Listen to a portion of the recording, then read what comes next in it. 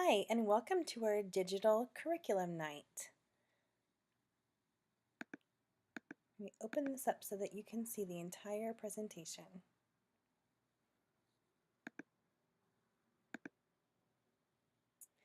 This is for the Head Start team for the school year 2016-2017.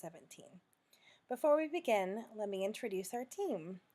Here's Miss Whitaker and Miss Sanderson, Miss Coleman, Miss Spivey, and Miss Gent, Miss Thomas and Miss Nash, Mr. Justin and Miss B, and finally Miss Fromeyer and Miss Ward. This comprises the monolingual or the English Head Start team. To begin our curriculum today, we will focus on our emergent literacy domain. There are two portions to the emergent literacy domain. There's reading and there's writing. And in McKinney ISD, we use the balanced literacy approach. And you will learn a little bit more about that approach as we discuss how we will focus our energy in emergent literacy this year. So as you see, the child enjoys being read to and knows when a favorite story has a part left out. So for example, if we have a read aloud in class, something that they're very familiar with, maybe Pete the Cat, and something is left out, they'll be able to remember by using their skill of recall and memory to tell you what part is left out and the details to what's left out. The child enjoys looking at books and telling a story from the pictures or from memory. And this is a huge skill at this grade level and even on into kindergarten and first grade because there is so much that the child cannot read yet. Even if they know sight words or even if they can decode words, there are still so many words that are difficult to decode, and a lot of times books that are really interesting and engaging for children have a lot of words on the page. So from a very young age, we teach our children and our students how to look at a picture critically and think about what could be going on in the story based on the details in the picture.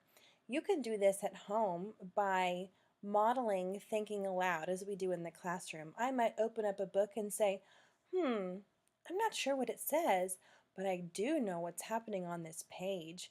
I think that this character is doing these things. I wonder what they'll do next. And by modeling that thinking aloud, it shows the students that it's okay if you don't know all the details, and it's even okay if you make mistakes when the story comes around to being read. The child also notices environmental print and connects meaning to it. And this is any print that the child might see. It might be letters, it might be words. For a great example at this age, you'll see that children are able to read labels. Labels of items that you might have in the kitchen or in the home, store names, restaurant names, car dealers, things like that that are in their familiar world. And then lastly, this is huge in our age, and this is phonemic and phonological awareness. And here are some examples of things that go under that category. Blending and segmenting individual sounds. So for example, if I gave you three sounds, k, a, t, can you put those three sounds together to blend and make the word cat? By the same token, we have onset and rhyme blending and segmenting. So if I said the word cat, can you pull apart that onset, which is the beginning sound, k, and pull apart the rhyme? And this is not the rhyme where words sound the same. This is the ending part of a spoken word. Then we have syllable blending and segmenting. So that's where we might clap out the sound table. Two syllables are in the word table. And then we have sentence segmentation. So if you were to say a sentence to a child, as we would at our small group table, the cat ran by me. And then we would give them little manipulatives to push forward as they would repeat the sentence and push that manipulative forward for each word spoken. So you might see a Cheerio for the, another one for cat, and then ran by me. So there'll be 5 words in that sentence. Can they hear those individual words? And we usually use one syllable words in those sentences because a lot of times students are unable to understand that those 2 syllable words don't count twice in our sentence counting. And the last one is rhyming and alliteration. So rhyming are those words that have the same ending sounds like cat and mat. And alliteration is when we would say multiple words that begin with the same sound, like Billy bounced a basketball, all B words. These are all very important as a student is learning how to read. They have to be able to listen critically for those smaller and smaller units of sound in spoken words so that those strong building blocks can be used in their literacy development. The other area that we'll focus on is emergent literacy in writing.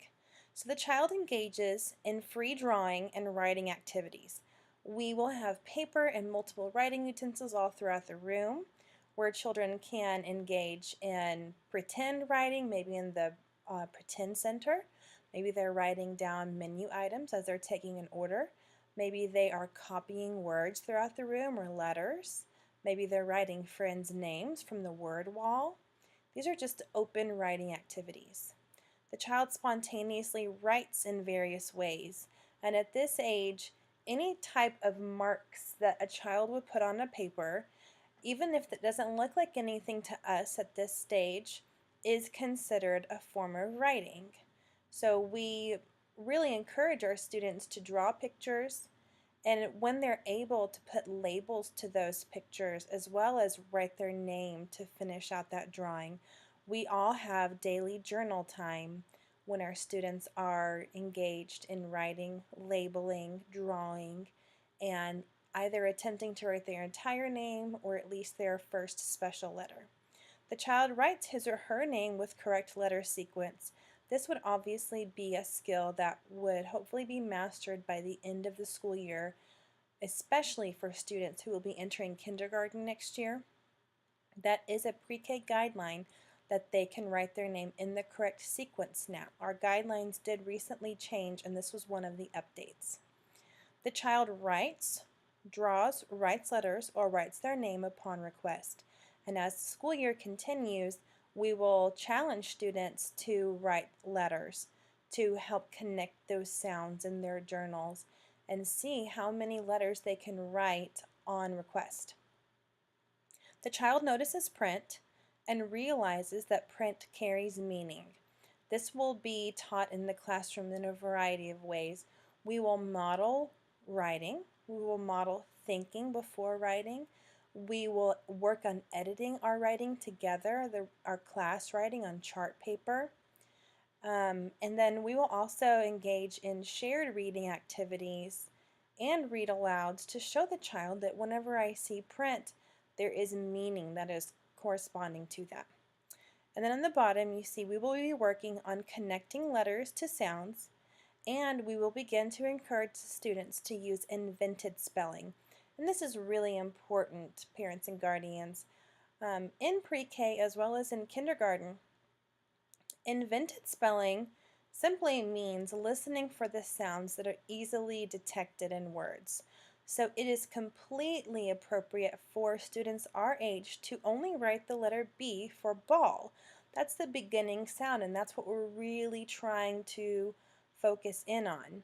And then later on down, a lot of times before hearing that medial or middle sound, the student will hear the ending sound. So they might hear b, ul, bull, and then we work on that medial sound. And a lot of times it's those vowels that get really tricky. Those long vowels when they're used to listening for short vowel sounds. And ball is a great example because when you hear ball, b, ah, ul, the ah sound in the middle is what is generally taught as the short O sound most of the year in kindergarten. So that's just a very different type of spelling than what they're used to. So we are only looking at invented spelling later on down in the year, especially in the spring, we will be working on sight words, and those are words that when you see them, they pop into your mind. So in my classroom, we call them popcorn words, and the students will learn how to spell those words through song. And we will practice writing very short sentences in our journals and making class books with those sight words. And those are the words that you see very frequently used in kindergarten literacy instruction. Thank you for learning about our literacy time.